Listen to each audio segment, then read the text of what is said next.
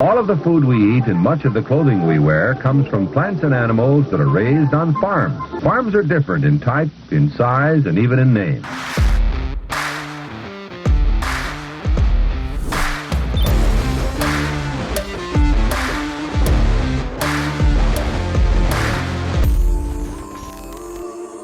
Welcome to Barn Talk. What happens at the barn stays in the barn, but not today. We're going to let it all out. We're going to say, screw the intro today. You guys all know the drill. Get any value from the show, share it out.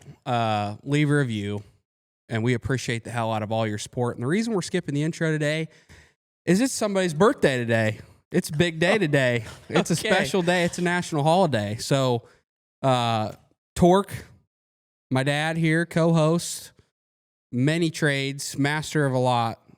It's his birthday. How old are you today? I am 54 great 54 great years. You look like you're 25.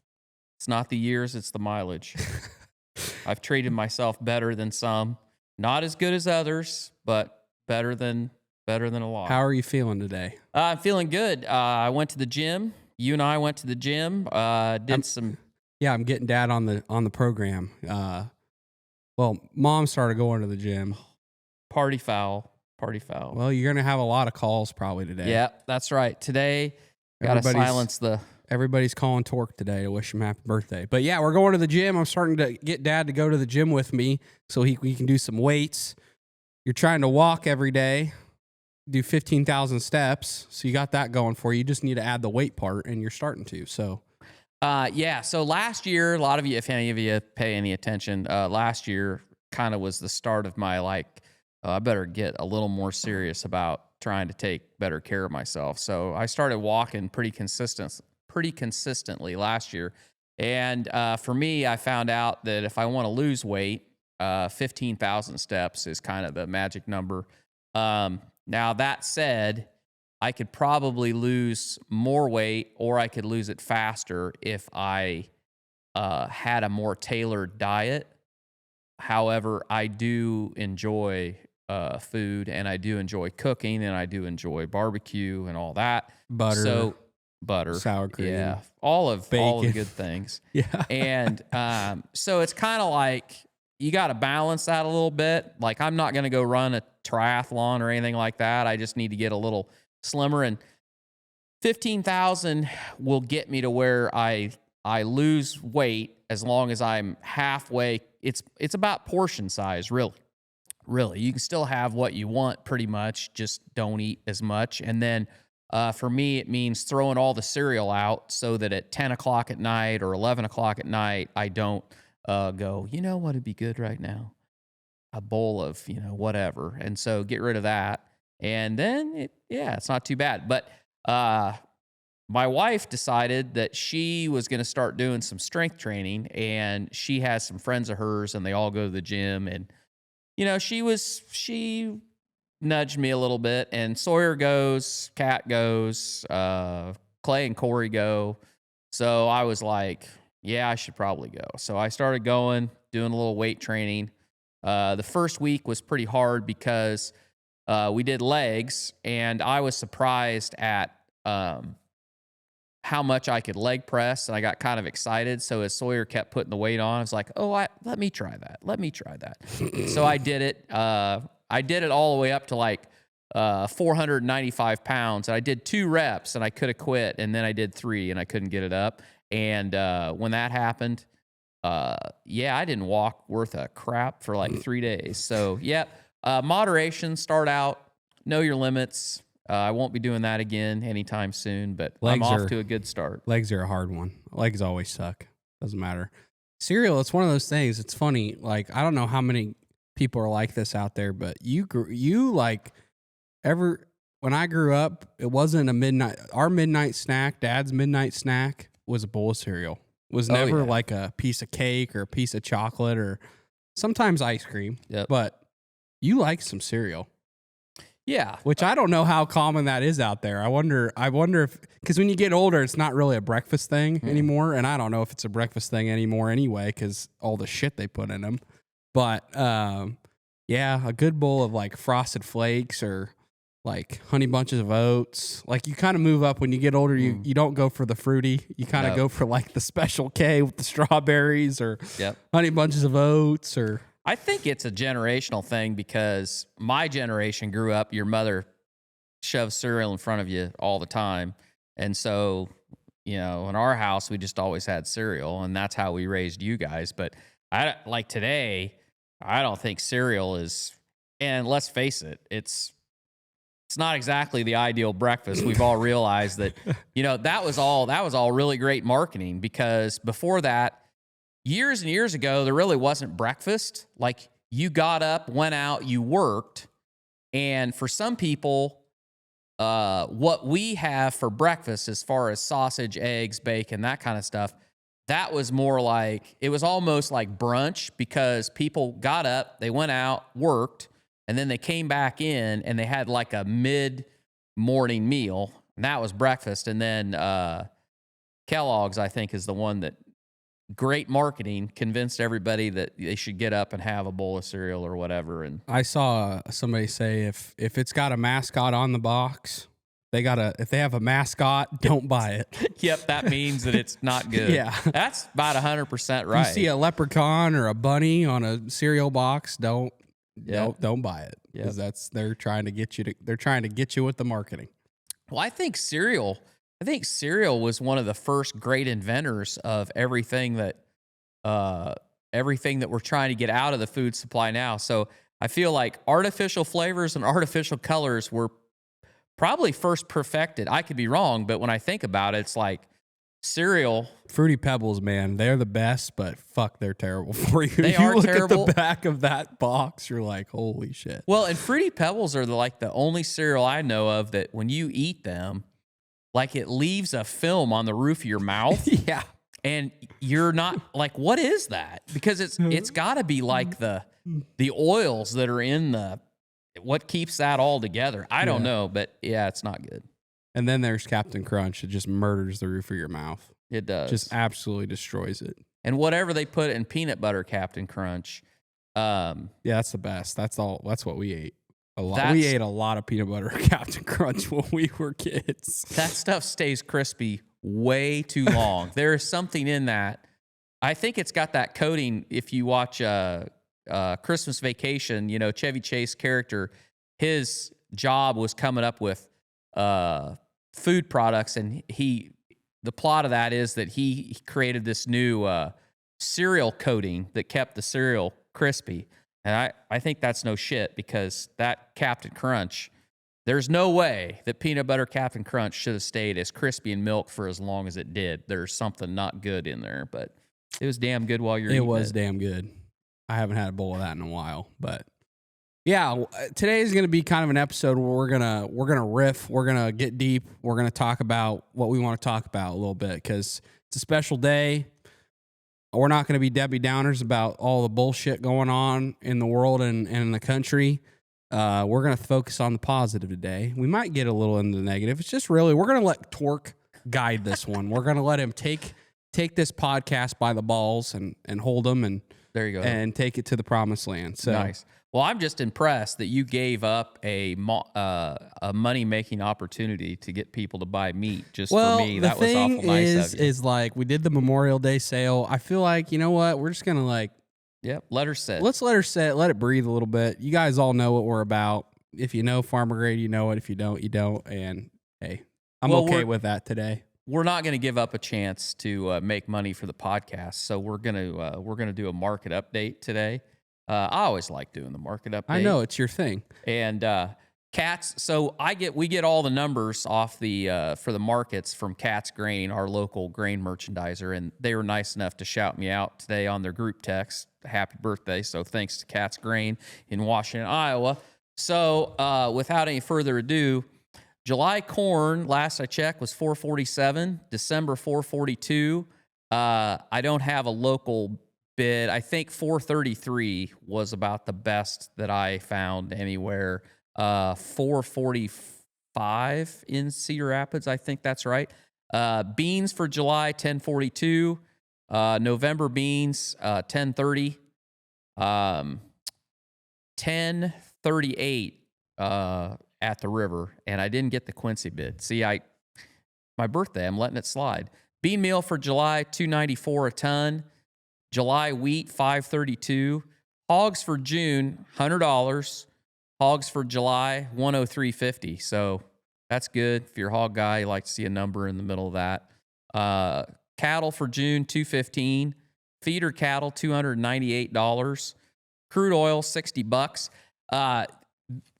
Not to get off in the weeds on crude oil, but I thought this is kind of an interesting deal. So there's a series of oil platforms off the coast of California. I think it's either off the coast of Los Angeles or San Diego, maybe. Somebody will correct me on that.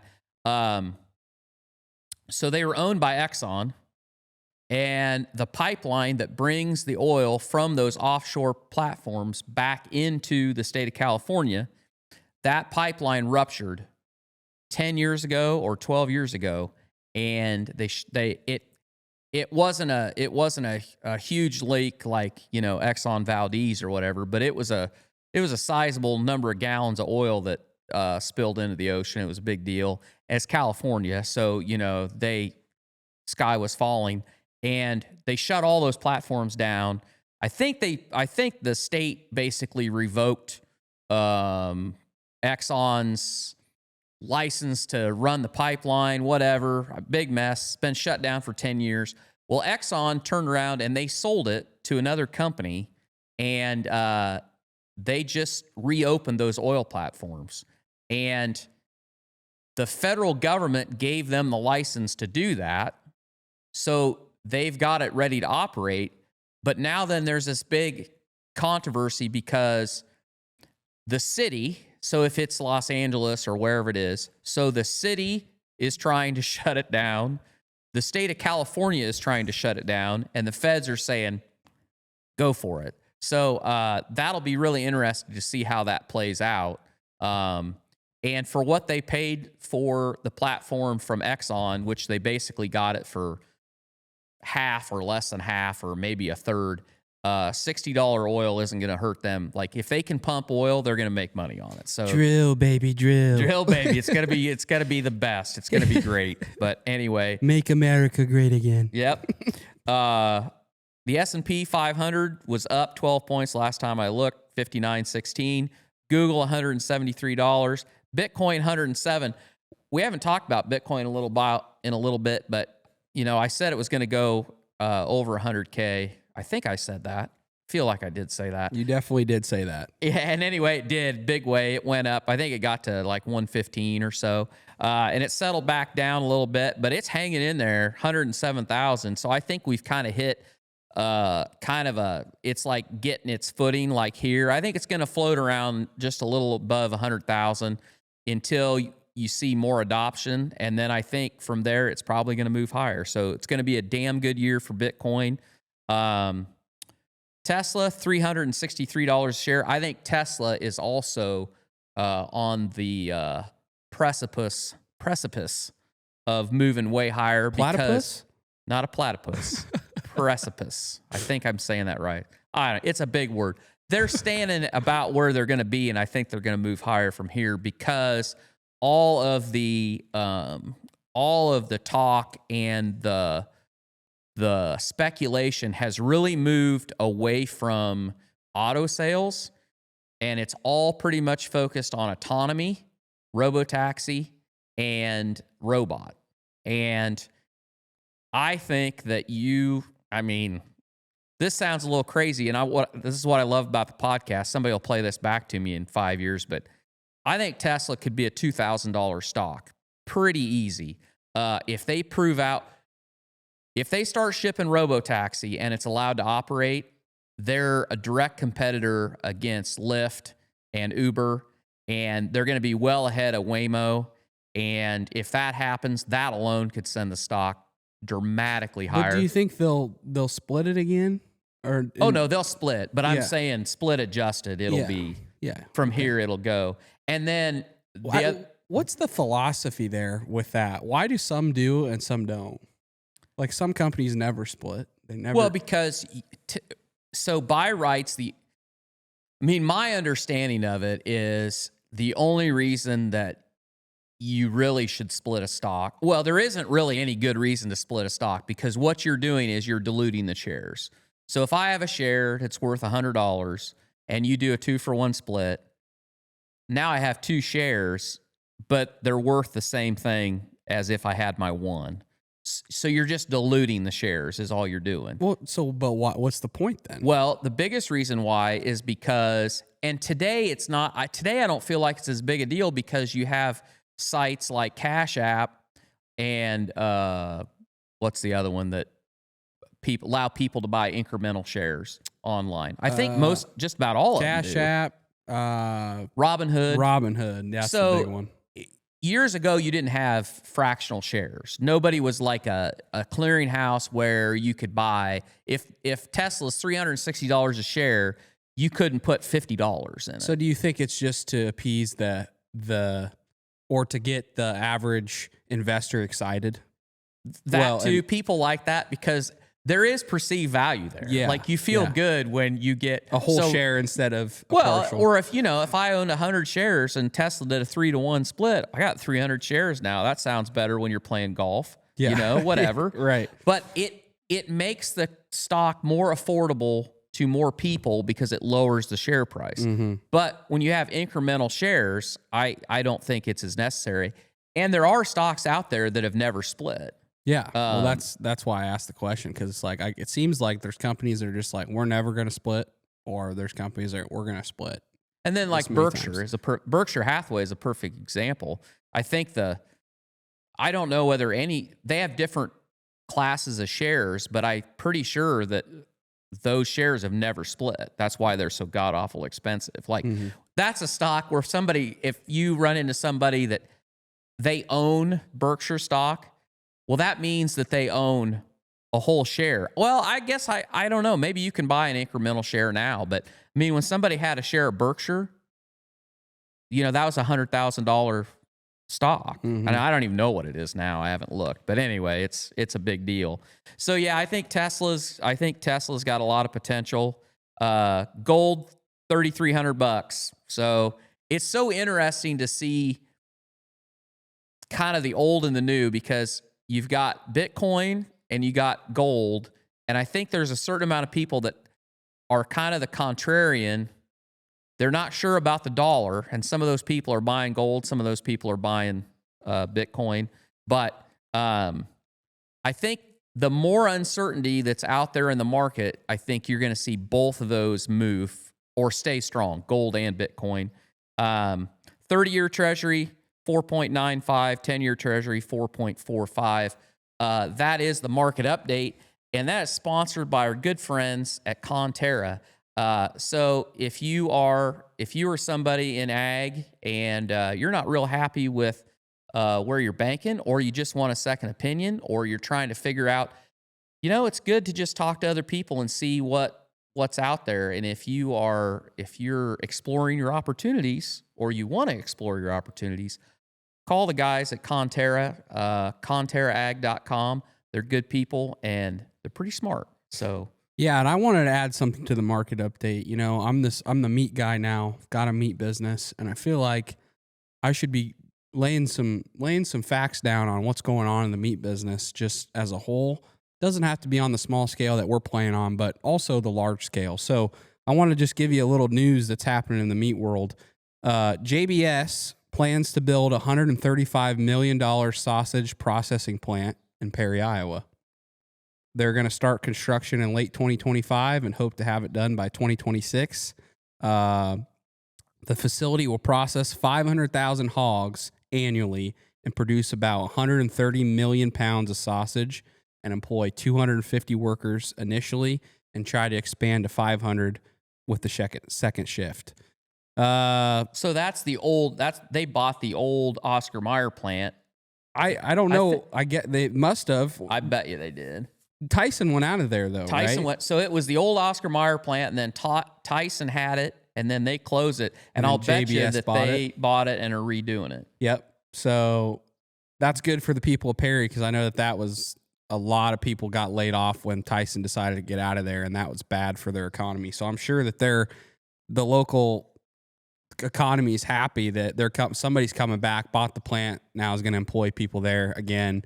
Good for the town, good for pork production.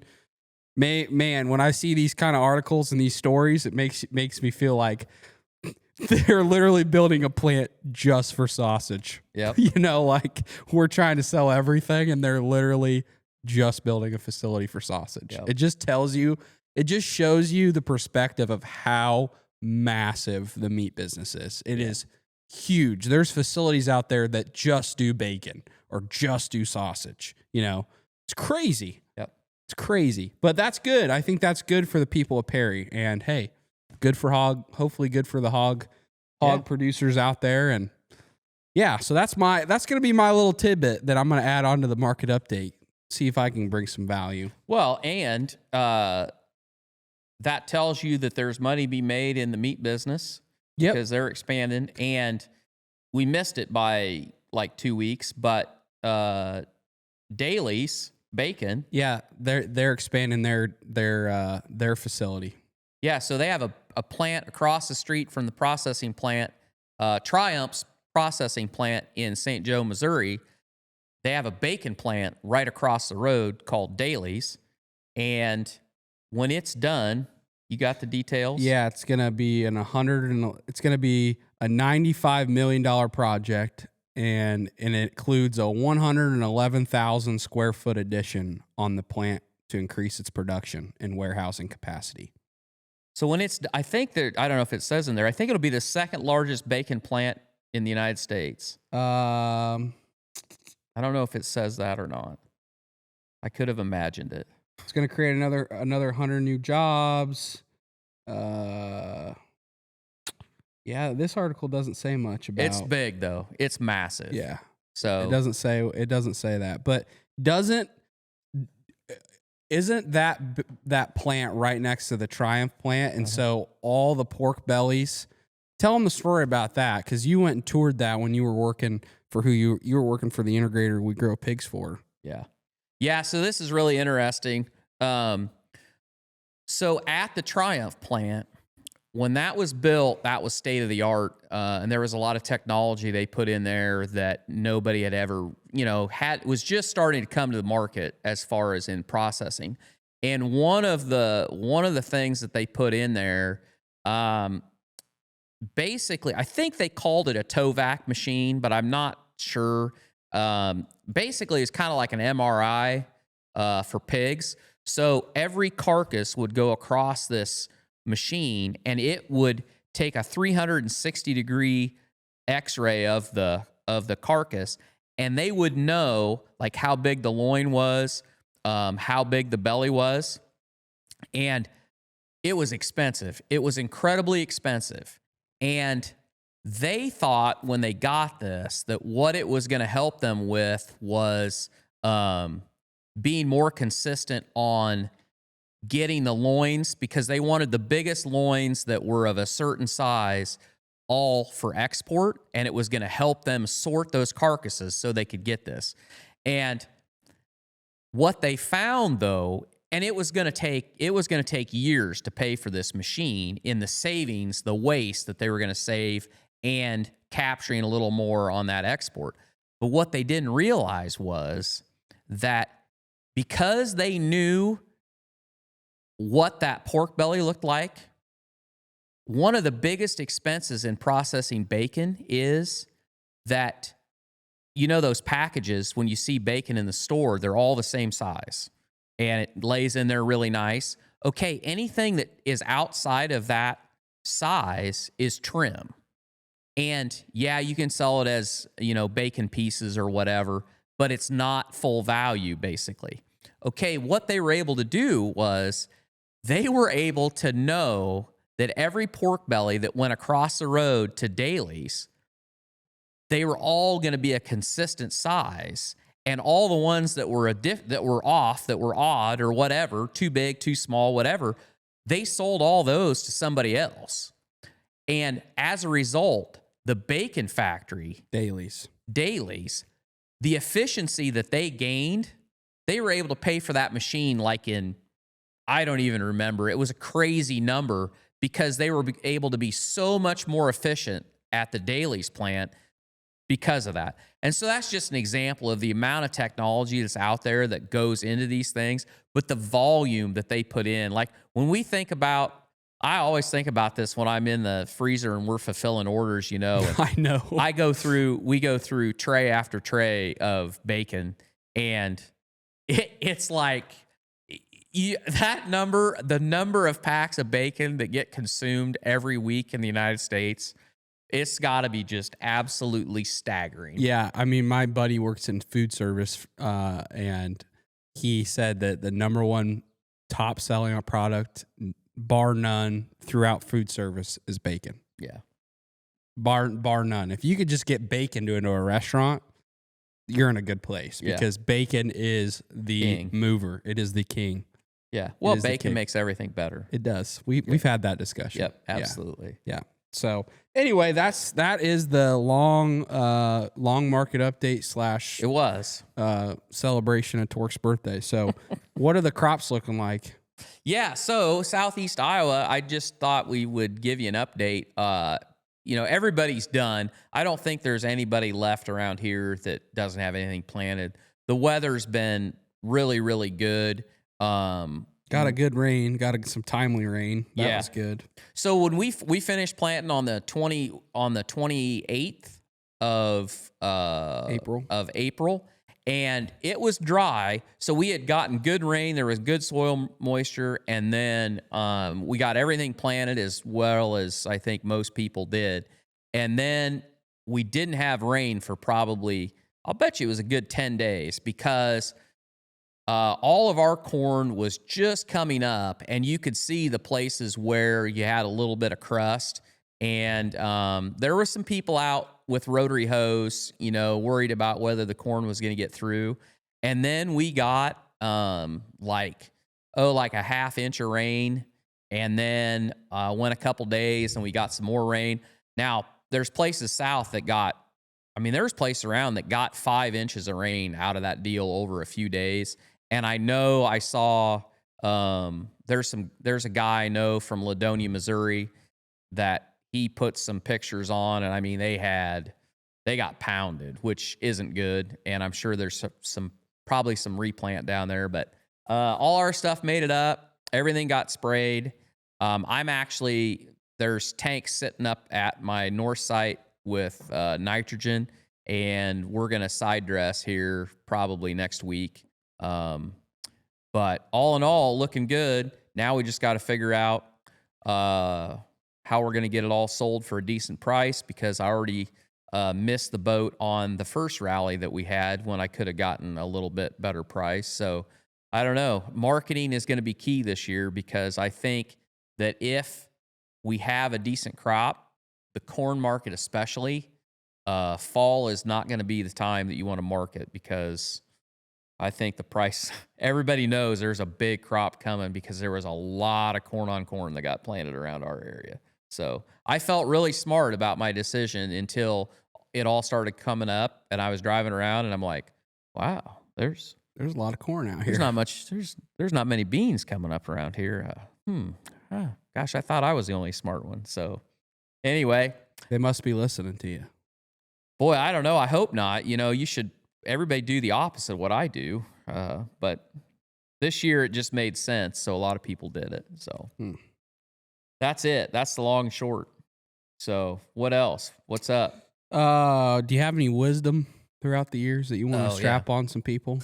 I was thinking about this, and you know what? I'll say a few things. I'll say there are a lot of people, you are going to run into a lot of people in your life that are going to tell you to just stay right where you're at, and, you know, just grind it out, that it'll get better. And that's true to a point. I mean, it's like time in the market. It's like you're going to put $50 a month in the stock market. You know, if you start when you're 18 and you just grind it out, time in the market. But when it comes to your when it comes to like your goals and where you want to be, nobody ever got anywhere with anything with it all going right. Like, I don't think as humans we were ever meant to not struggle. I just don't know how. I don't know how you get better if you don't struggle. And the only way you struggle is if you take chances. And sometimes taking chances doesn't really happen by your own. Like, it isn't a decision that you made. It's a decision that somebody made that puts you in a position that you have to struggle. And I mean, that's what happened to me, because, and I've probably said this before, but you know, when I got out of the hog business because, you know, I lost my ass farrowing in the 90s, I've had so many people say, because I had a decision to make when I stayed farrowing. I could have built contract finishing barns. I had a place to do it, and I had somebody that wanted them, but it was a mindset of, oh, you know, we make way more money farrowing our own pigs. And people will say, because I've told that story, and they're like, man, just think if you would have just gone up there where my site one is now, and you would have built a couple of 1,200 head finishers or a couple of 2,000 head finishers, because they were building 40 wides back then. Man, you'd just be. And I think about that, and you know, I probably would be. I don't know. I don't know what that'd be like, but if I would have done that, man, I wouldn't have met any of the really motivating people that I've met. I wouldn't have any of the skills that I have. I think I'd probably be kind of one of them cocky ass farmers that, you know, this is the way we've always done it, and this is the way Dad did it. And I don't know. I think I'd been kind of a dick. Because it's just like, it's that thing, like, I don't know if I would have valued it. Yeah. Because it would have, in hindsight, it would have worked. I mean, it totally would have worked. And those suckers, I would have got them paid for and just kept building them. And there's nothing wrong with that. There's people who've done it. But the experiences I've had, I wouldn't change that for anything. You know what? I think, looking back, the only thing I think I would change with the hand that I've been dealt is I wish I would have listened more and talked less. Maybe I should follow this today. To the people that, you know, really were trying to help me. And I also think that I would have tried better to balance the time I spent paying the bills versus the time I spent making memories or doing family stuff. I mean, you say that, it's hard to do. But as far as the experience, like, you know, having to do construction, like having to sell where our sows were, and living in a little dinky house, renting it while we were redoing the house that we bought off my dad for $1 and we paid too much for it, and all of the strife and all of the shit that went with it. I don't think I'd change that at all, because I wouldn't be sitting here. I mean, you just got to think, you know, you change one thing and the ripples of that, I mean, we wouldn't be sitting here now. Mm-hmm. So I'm thankful as hell for the experience I had. And that struggle is, you have to struggle. And the other thing I'll say is this. We all have goals. We all drive around, walk around, sit in our recliner, watch TV, whatever, and we think what could be. We think about what could be. Boy, I'd really like to have this. Boy, I'd really like to go there. You know, this steak sucks. Somebody should open a good steakhouse, and I should be that guy. I should do a food truck. I should do this. I should do that. We all have these goals. And then we all dream about the accomplishment. We have the goal, and then we have this dream of what it would look like if we actually did that. But you know what gets you there? Consistency and discipline. Being consistent in doing the things that you have to do to get you to that achievement, and the discipline to do it every single day. One of the first texts that I got this morning was from a friend of ours, and she said, "Happy birthday. Do you get a day off?" ?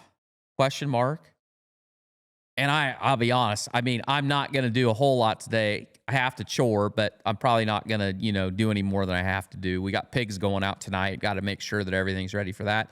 But I texted her back and I said, no days off, but I don't do much anyway, which I was just being nice to say that. But I'm not really talking about having to chore the pigs. Like, if you want to get to what you want to do, there are no days off. I mean, there really isn't any days off.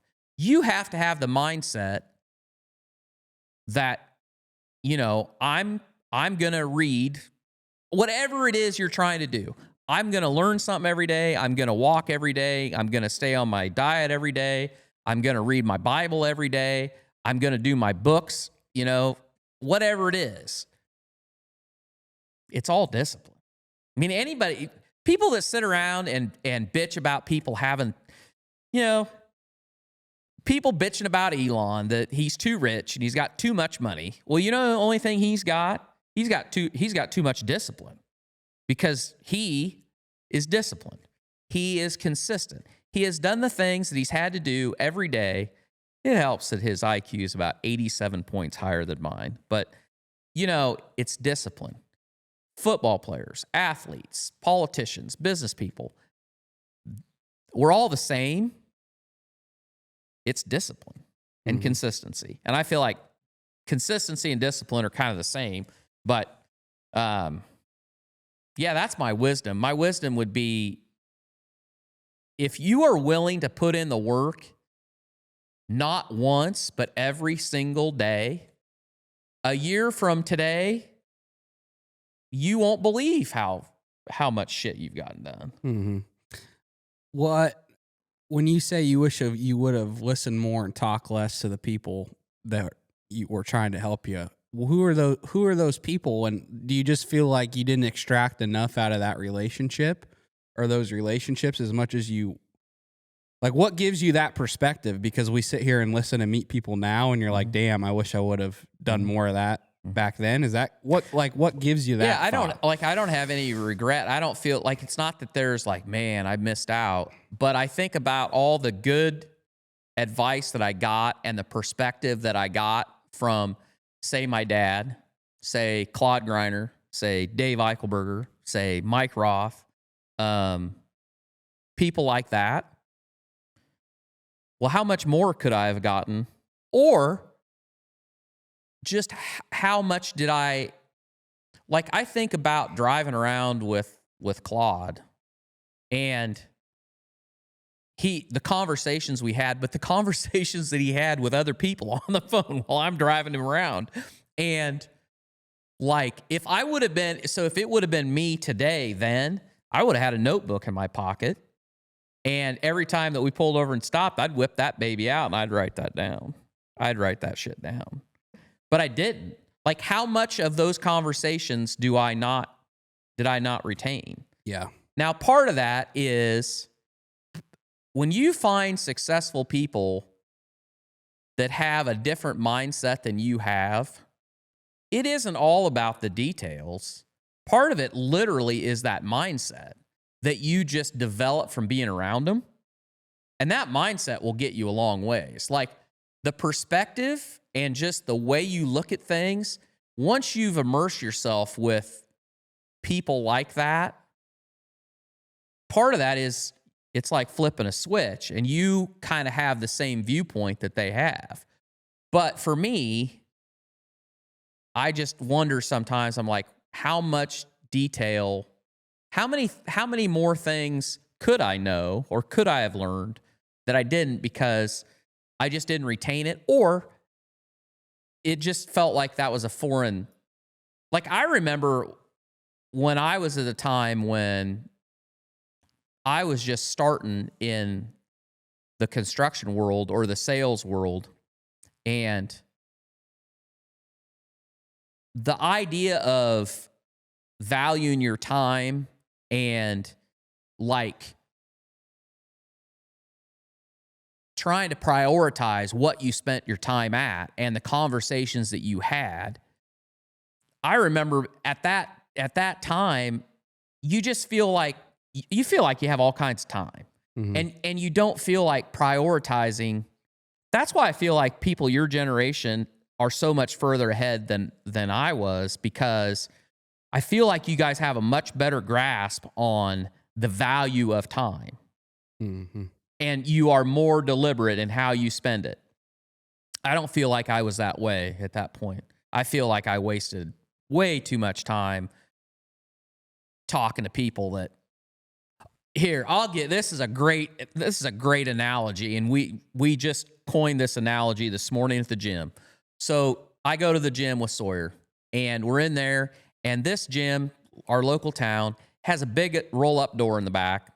And the way the building sits, it sits along an alley, and at one corner, there's this big roll-up door. And it rolls up right into the alley, and then directly across the alley, there isn't a building. It's actually like the driveway or parking lot to a liquor store. And so you're literally in the gym. You are lifting weights, or you're on the treadmill, or you're stretching, or you're doing whatever. So you're in there, and you're working on yourself.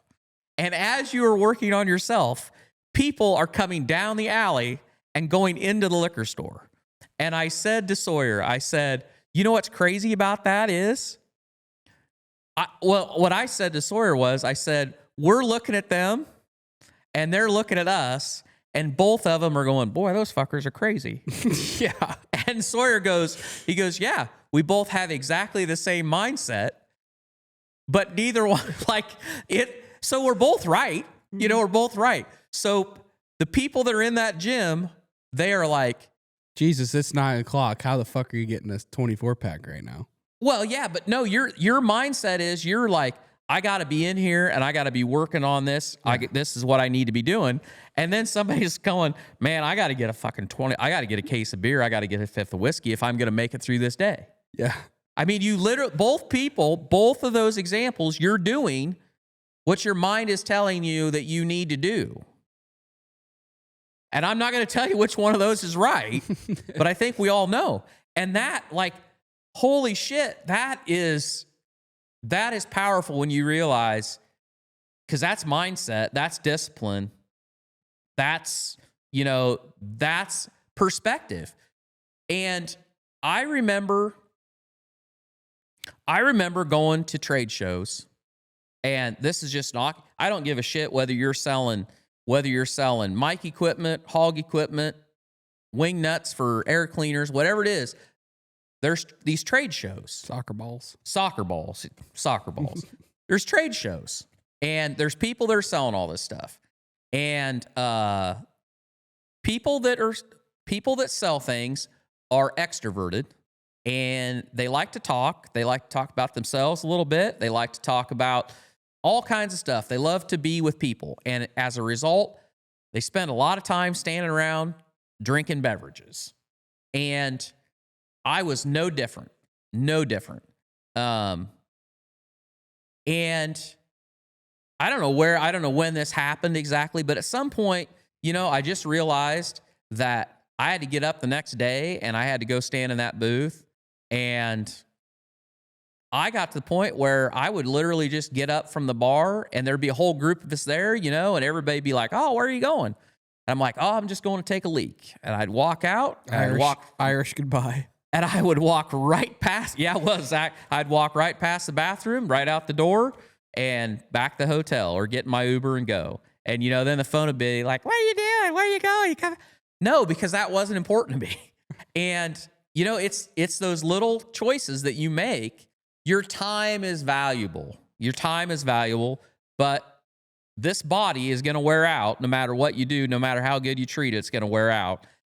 So it's not only your time, but it's also your body. And it's like, what you choose to do with it is not important today. 25 years from now, it's very important, and it gets even more important. And if you want to be relevant, if you want to be successful, and if you want to have a long life, now then, we all know people that the body part of it, the life part of it, I could get diagnosed with whatever tomorrow and the jig's up. It doesn't matter how many times I went to the gym. It doesn't matter if I drink spring water every day of my life. You know, sometimes you just get dealt a shitty hand. But you do have a lot to do with the mileage part of it. And so just choose wisely. Yeah. That was good.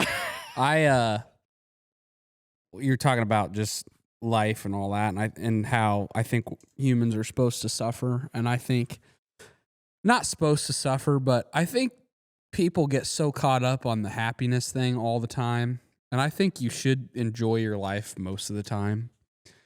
But like, I think you're right on the idea of, I don't think we were put on this planet to just be happy and comfortable. I don't think that's that's one part of the human experience. That's one part of life. Mm-hmm. That's one part of living. Mm-hmm.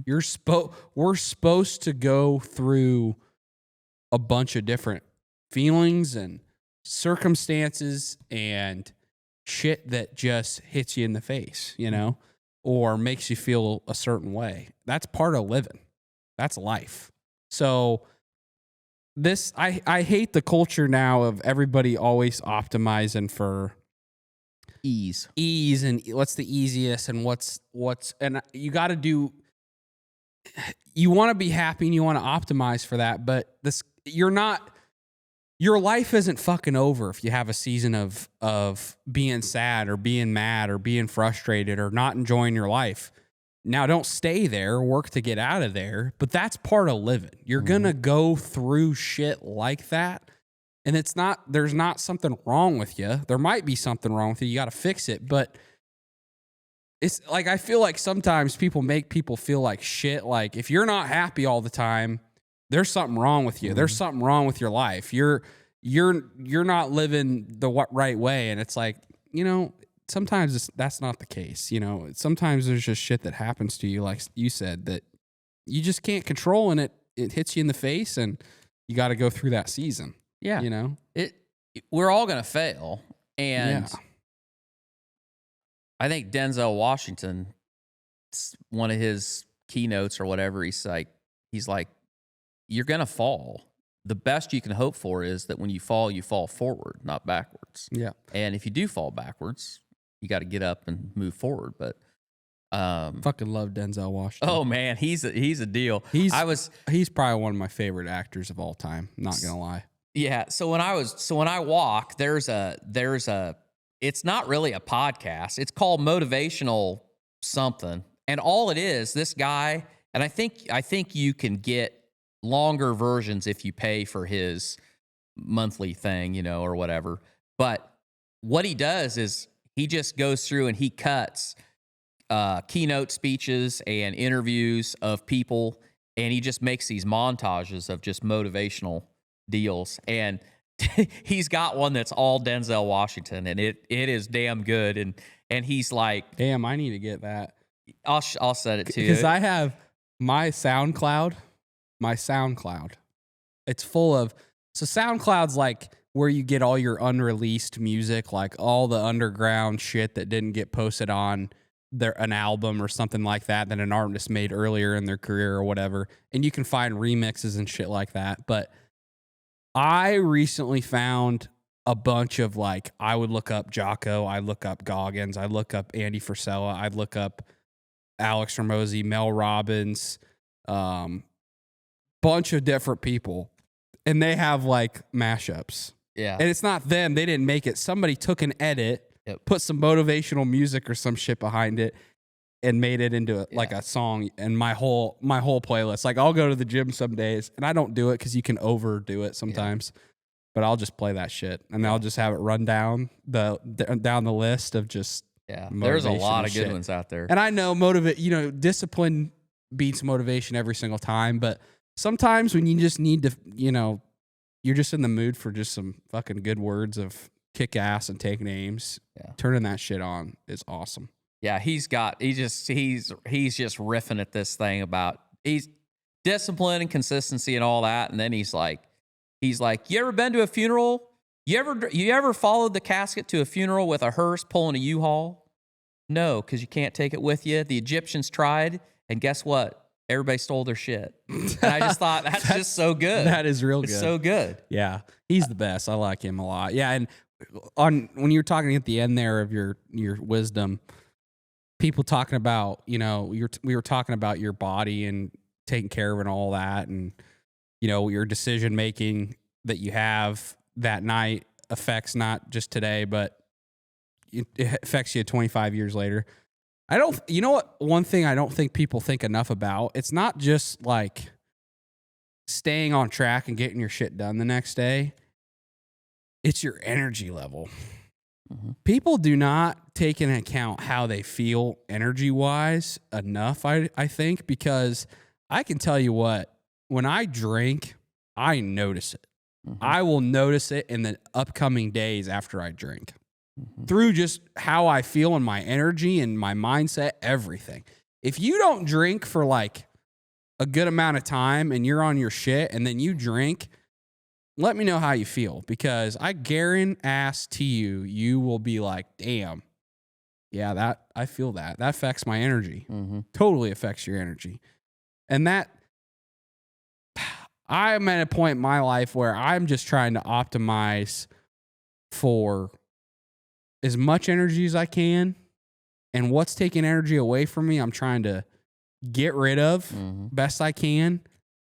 And I'm not saying I don't want to have a good time. 4th of July coming this year, I'm going to fucking drink some alcohol, right? I'm going to have a good time. You got to live life too and enjoy yourself. But do I need to drink every week? Mm-hmm. No, I don't think I need to drink every week. I'm at a point where it's like, I don't drink, or at this point, I'm not drinking like I did in, high school, where it's like, we're going to go out and have fun. You drank in high school? Where'd you get that shit? I was drinking Gatorade. Yeah, right. That's what I meant. 10-4. But anyway, you know what I mean? Like back then you were doing it for a purpose. You're going to have fun. You're going to go out with your friends. You're going to feel it. But now you're kind of the point as an adult. It's like, I'm not drinking to get drunk. Yeah. I'm just drinking to have a beer. Yeah. So I'm not going to have a beer. Right. I don't need to have a beer for the sake of having a beer. Yeah. I'm at the point where it's like, if we're going to do this thing, let's fucking do it. Yeah. If I'm going to be around friends, let's do it. Whiskey Minute also, I'm definitely going to always partake in the Whiskey Minute. And poker, playing a game of poker, have a glass of whiskey. But it's all about decision making, and I think optimizing your time, but also optimizing your energy. That's how you gain the edge. Yeah. That's how you stay on the track. Yeah, and I'll piggyback off of that if I'm really consistent about just not adding sugar to my diet, like I don't drink pop. The only time I have a pop is if I go to a movie, and I don't go to movies very more. It's like, man, you got to have that Fountain Mountain and some popcorn. If you go to McDonald's, I always got to get a Sprite. But fuck, if you go and you aren't having sugar, or there's sugar in everything. It's really hard to get out of that. But if you're pretty consistent about not having that, basically anything that's kind of an inflammatory. That's like, I'm with you. I can feel it when I drink. But if you are giving all that up, or pretty good on your stuff, and you go to the fair and you have 3 snow cones and 3 corn dogs. Blue raspberry is the greatest flavor that God never invented. I just have to say that's my favorite snow cone flavor. But I can feel it. And when you're in that, like when you don't pay any attention to what you eat, and your intake, you're you getting don't sugar. or you don't pay attention to your energy. True. It's like the social media thing. I think there's so many people walking around like fucking zombies. I feel like shit. I look like shit. I have no energy. I have no energy. I'm not getting shit done. I'm unmotivated. You're scrolling on your fucking phone for a lot of your fucking screen time, 6 to 8 hours a day. You're eating like shit. You're not exercising, and you fucking drank 3 times last week. Yeah. Of course you're going to feel like fucking dog shit. But what I was going to say was, when that's your world, you don't even know. Yeah, you don't know. Because you don't know how good you can feel. Yeah. So, and the example I was going to give is a friend of mine, we were all together, and we went to this function, and on the way to this function, they were drinking a big slam of Mountain Dew. And then we were there, and we were drinking while we were there, and he made the comment about how all his joints hurt. And he's like, man, anymore, I wake up and I just hurt all the time. And that doesn't surprise me. I mean, hell, I wake up and I have stuff that bothers me sometimes too. But boy, if you don't remove yourself from all that stuff, you'll never know. So you just don't know what's wrong with you. That's how we end up going to the doctor, and the doctor's going to give you a pill for this because you got inflammation. They're going to give you this or that, or give you a cortisone shot in that joint. Well, it could be as simple as the fact that you're consuming way too much sugar and then you're throwing alcohol on top of it, but you don't even know because you don't have anything to reference. Mm-hmm. So anyway, this is not health advice. I would say we are not the epitome of health either. We are not perfect, and I want to live a good life, maximize energy, all that, but I still want to have a good time. And guess what? In a pinch, I'm still, I still go to McDonald's occasionally because I don't have anything to fucking eat and I need to get something to eat. And It's been an absolute monster of a day. And guess what? That's what I settle for. And do I feel like shit the next day? Yep. Do I feel like shit after I eat it? Yep. Am I happy with my decision? Fuck no. But that's part of it. So I want to put that out there. But if you go from doing that all the time to not doing it, you're going to see a difference. And it's going to make a change on you that, like, damn, I feel so much better when I'm doing the things my game. Yeah, when I'm on my game, I just feel a lot better. And you're gonna just live a better quality of life, man. So hey, I'll tell you one more thing while we're talking about, supposed, I guess if I'm giving advice, this is probably I think this is probably going to be the best thing that I have done for myself that I didn't even know that I needed. And I was very reluctant to do this because I am a legend in my own mind and I can do it and I'm smart enough, I'm cute enough, and damn it, people like me. Coaching. To me, coaching just seemed like I had no idea. You hear about people that like get into coaching and you see all these people that are doing coaching and you think, oh geez, there's a bunch of soft-headed people out there. Like, who in the fuck is going to hand these people their money to have somebody, be your personal hype man and say, oh yeah, you can do it. Okay. I will just say, I'm sorry if I pissed anybody off. I think you captured it.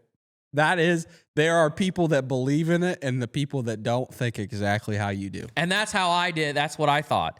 And I'm just going to tell you. There's a happy medium there too. I mean, there are some people that are fucking grifters that are like pieces of shit that do scam people for sure. But there are real people out there I do think that are doing a solid job. Yeah.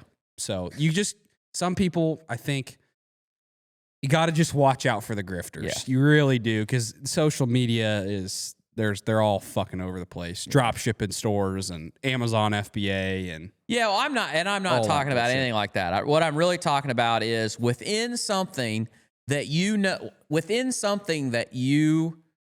is important enough to you that you decide, okay, I'm gonna just get a little bit of help with that, because that's what happened with me. And this, I'm going to preface this with saying this is not an infomercial. This is just me, my personal experience, and since we're talking about it. So a lot of you know that if you watch the podcast, I don't know if 6 months ago, if it's been that long or not, we had Jace Young on the podcast, and he has a company called Legacy Farmer, and it's basically a software company, accounting for farmers is what it is. And he was sitting here, like all the shit he was going through, it was like, in my mind, I was just going, check, check, check, because he was going through all the stuff that people do or don't do. And I'm like, yep. So anyway, when that was all over, he and I had a conversation, and I joined Legacy Farmer. I have their software. I use it. I think I've talked about it once on here that, my banker was kind of like, holy shit, you have actual numbers. It was pretty impressive. And I thought that was like, to me, I thought, okay, that's all this is. This is what it is. But part of their service is really coaching. And they have calls just about every week. They have calls on something that you can get on. And it's just, farmers talking about what they're going through on this subject, whether it's marketing, whether it's estate planning, whether it's like managing employees, just risk, bankers, that kind of stuff. But then the other side of it is you have a guy that's assigned to you that you meet with, and you can do it. Like I started out and I was just doing it once a month. And I realized that having that call with that person like kept me kind of accountable to myself, so that I didn't, because I get really excited for doing stuff. And like, today I'm going to sit down, I'm going to go through my desk. I go through my desk and I get everything all done, and it's all set up, and it's all, boy, I'm getting everything done. And I'm like, yep, I'm going to stay on this, and I'm going to be consistent. And then you come back, and in 2 weeks, my desk is a mess, and I haven't done any book work, and it's because life happens. So it really helped me because it kept me accountable. And I don't think I realized how much I actually needed somebody outside looking in that can say, all right, you need to stay on track. You need to do this. Have you done this? And the guy that you're working with now, what's his background? Like, is it a guy that knows finance? Like what's... So the guy that I have, he's both been a private banker and worked in the farm credit system. And now that he works with Legacy Farmer, and he coaches. And holy shit, I mean, I felt so good when I got my cash flow done and just like all my assets put in, everything. I was like, oh yeah, I feel good. And then on the call last week, he was like, okay, on your assets, every one of your piece of equipment, you need to have the number, you need to have the options, you need to have, all these things. And on your land, like, don't just put the whole farm is this, it's this many acres. He goes, break that out, have the CSR of each parcel, the legal description of each parcel, so that if you sit down in front of your banker, everything down to the gnat's ass, and there isn't anything that guy is going to say to you that you're going to be like, oh, that sounds right, because you have all your shit together. And like nobody's ever said that to me. And that's just one example, but I did not see any value to having somebody coach me. And if you asked me today, if you would have asked me at the beginning, I would have said the value of Legacy Farmer was to be able to have those cash flows and doing your own reports. So when you walked into the bank, you weren't relying on your banker to do that stuff for you. I said, if you ask me today, that is like, the value is in the people, and the value is in like that. Having somebody outside your circle of your family or your friends or whatever that keeps you accountable, and he don't care. That's the beautiful thing about it. What I love about it is he's going to tell you, like, he's going to look at it and go, well, that's fucking terrible. Now, he isn't going to say it that way, but like, he has no skin in the game to like let you slide. So he's just going to tell you straight up, yeah, no, you need to do that. And why don't you have that done? Because there's no point of doing this if you don't have that. And like, I feel like for the future of what I'm doing, that single-handedly is going to be like the catalyst to push me further in my businesses than I've ever gone. I think it's the single best thing I've ever done. And that's not, I mean, I don't care who you get. If you're a farmer and you're trying to get your shit together and be able to hold your head high when you walk into the bank, yes, I recommend Legacy Farmer, definitely. But as far as, coaching goes, you may not need a coach for your book work. You may be somebody that's really good at that. It may be something else in your life that you need help with. 2 years ago, I would have just said, that is like snake oil, figure your shit out. It's common sense, da-da-da. No, there's a value on that. So I think that's... Information is powerful. It is. It is for sure. And it's funny you say that. I actually just was telling Dad at the gym today, I saw a guy on Instagram. I thought his content was really, really interesting, and the way that he conducted his days was really interesting. And he kind of has this he has this whole branding on his content that's kind of branded on how he conducts his day as a brand owner and entrepreneur, and how it is definitely different and structured. And it's like to escape the matrix is kind of his branding of it.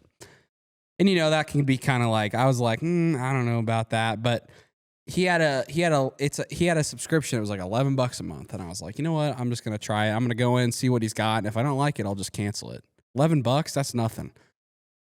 Holy shit. That, I've kept everything in that Things app, and I've kind of gone away from getting on a calendar. But man, this guy, like, talk about coaching. I was intrigued by how this guy was running and conducting his days and his life. And it seemed like he was making a lot of good time for work and getting a lot done, but also enjoying his life, because I feel like that's something that I really struggle with. Is I can work, and then, shit falls in other places that I should be spending my time on in my personal life. And so, this guy just was like, man, it seems like he's got it figured out. Like, he's got a system on how he's doing this. And I just have been into it for 2 days, and there's a community aspect of it. I'm not really in that. I'm just kind of going through, these videos and these tools and these resources that he's given. And I mean, I'm feeling fucking great. I'm feeling productive. I feel like I got my calendar hooked up to my other calendar. I got my to-do list. I got my days planned. I got time planned for my family. I got time planned for my main thing, my secondary tasks. And I'm just executing the plan every single morning, every single day. And I'm feeling fucking great. And like that, time is literally everything. And when you start to really look into people that are kicking ass in whatever they're doing, every single one of those people is a fucking menace when it comes to their time. Like, you will find that with every single one of those people. Time is everything. You have to allocate a chunk of what you're going to do with that time. And the best people that are winning are using every single hour, minute, second dedicated to a specific thing that they know they're committing to doing in that moment. Like, that is how it is. And so that's working for me right now. I took the jump and made that purchase of $11 a month, and I'm gonna stay in it because he keeps adding stuff to it, like resources and talks, and they do a Q&A every month. And like, I think that's good money spent if it's gonna make me money and help me on my journey. I will say, every time you make a jump like that with somebody like a coach, or just a resource to help you, dude, like $11. That was $11. And you spent more of that on that McDonald's meal. Yeah. It's like, dude, that could end up making me way more money and create way more value because I actually get a plan together that I can stay consistent to and make my life drastically better. Like, that's crazy. And yeah, I was a little like, I don't know if this is grifting or not, but hey, I'm not out much. I can jump in here, see if what's in it. And if I like it, I'll stay. If I don't, I'll go. So anyway. Yeah. And it all goes back. I mean, like I remember walking into a guy's shop and they had a big whiteboard, and at the top of the whiteboard, it says, plan your work, work your plan. And I remember thinking that was like, ha funny, you know, but I mean, it's that simple. The problem is we all need help with that consistency and that discipline. And so even though we all know, I mean, I would say a good coach will give you moments where you're like, yeah, I never thought of that. And that's, you know, you're getting somewhere when you look at things that you work with every day, like when you're working with your numbers within your business, and a coach can show you an insight that a perspective that you've never looked at it that way. Now that's valuable, because I think that's one of the great things about having somebody else that can look in to whatever it is, your fitness, your health, your business, whatever, and say, well, what about that? You know, look at it this way. And you're like, holy cow, that just changes everything. And I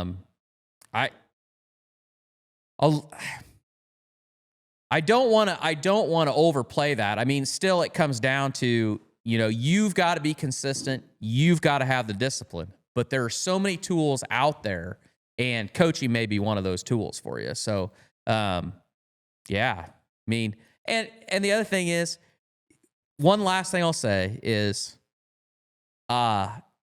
if you want different results, quit doing the same thing. Another simple is, you know, it's like, manage your time or it'll manage you. Well, if you want a different result, then you have to do things different than you've done before. And I think so what the fuck are you going to do different at 54? Well, than you did at 53. So big thing for me is, what are you fucking doing bad, Dad? What am I doing bad? What are you fucking up on that you want to change? Too much. So here, I'll give it to you. So when I go to bed at night, like I have every intention going to bed at a good time, and I'll lay down. And that I've really done a good job of like trying to limit my social media, but that's my time that will get me. Like, I don't know how many times that we're getting, like, we'll watch a little TV, and then Trish will be like, all right, I'm going to go to bed. And I'll be like, all right, I'll be up. And then I sit there and I start scrolling social media. And that's my time of day where I like to check and see, you know, what's going on and all that. But man, it's so easy to sit there. So I've been changing that. So my goal is to change that out. And I'm going to spend that time before I go to bed reading, get back on that train. That's something I really want to work on. Added the gym in. So I'm going to keep on my walking schedule, but I'm trying to block out time that I'm going to the gym at least 3 times a week. You're going to start looking like the fucking Rock. But they'll just call you Boulder. Boulder, yeah, instead. Thanks for that. Ha, ha, ha, ha, yeah. Gym, reading, the coaching. So I have always had we've talked about this, terrible at book work, terrible at consistency with book work. My goal for this year is I want to be able to know the numbers within the businesses that we have better than anybody. And I want to be able to run that cash flow like the back of my hand and project and just master it. I want to master that instead of having my numbers kind of master me. And then the last thing is, biggest goal I think for me for this year, 2 big goals. Get LWE running and just show that off to the world, make sure that's going to work, do everything I can to help that, because I really believe in it. I think that that's going to change. That's going to change how we view the manure out of these hog buildings forever. I don't think we'll ever go back. And the other thing is to really work on making. I'm not going to lie. When I see Barn Talk podcast get up the Spotify charts, kind of like that. And I really want to do everything I can to make this program one of the best. And what I love about podcasts is it's kind of like pro sports in the fact that the episode that we put out today, the one that you see, man, you may be like, that's a good podcast.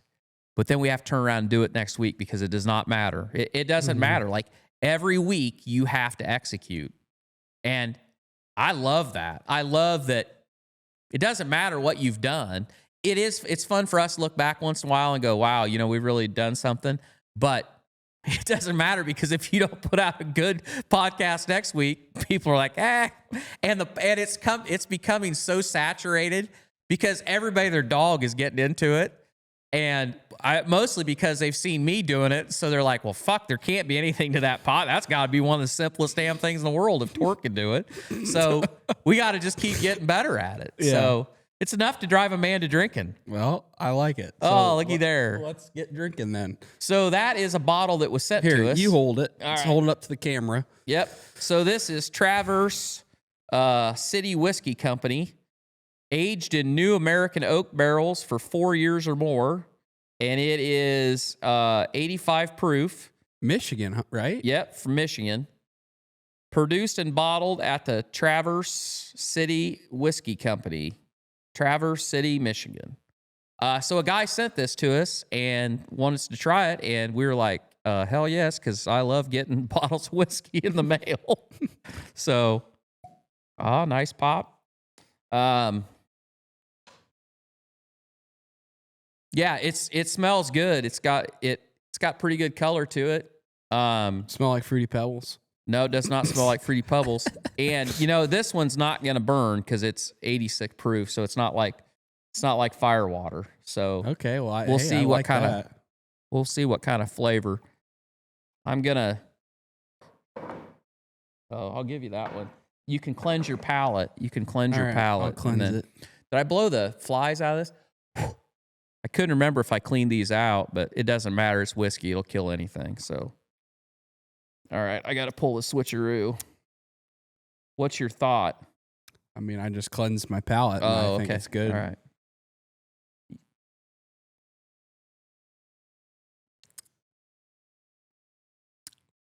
Okay. I'll go in for a second.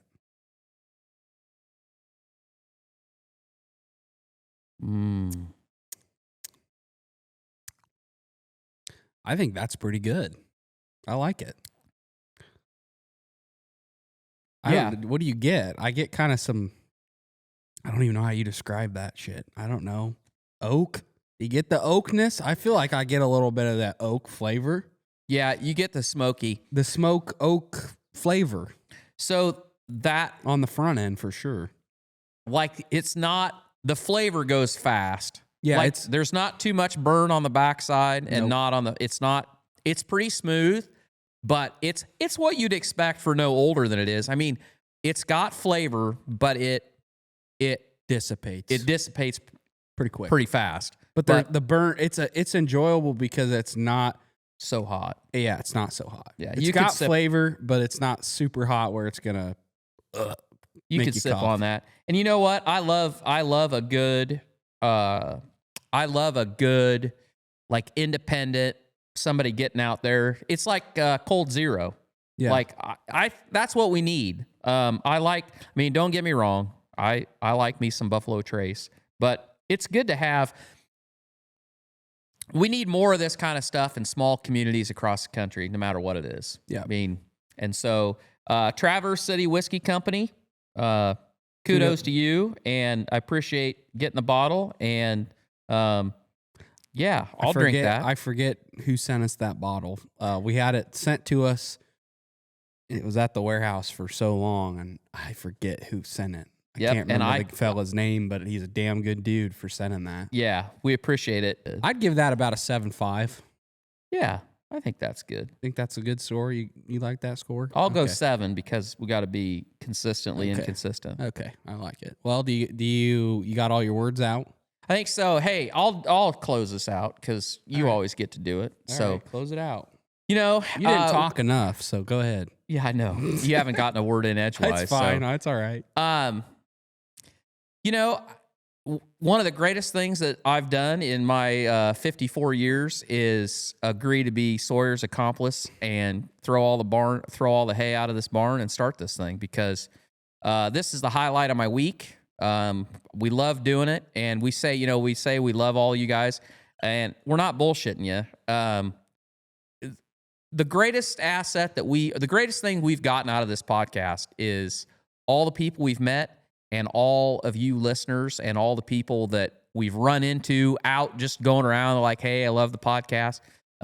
We've met so many great people, and none of this would be possible without you guys, and we appreciate it. And I love it because, looking at us, you'd never think that us two Hanyaks could do a podcast and have it be it's Hanyaks. I've never heard Hanyaks. Oh, my shop teacher, Rafe Goncharowski from 8th grade shop. He was Polish, and he'd call people a Hanyak. Okay. So Joe Chubahar was in my shop class, and he knew just how to. We called him Rafe Goncharowski, and he knew just how to piss Rafe off, and he'd lose his mind, and he'd be like, "Yabayar, what are you doing? You pull," or he'd say, "You Hanyak, you Hanyak." It was good times. I'm sure that that class of '89 is probably one of the reasons that Rafe retired from being the shop teacher. But anyway, all that to say, we love you guys. We appreciate it. We're gonna enjoy a little more of this whiskey, and we'll see you all back here next week for another episode.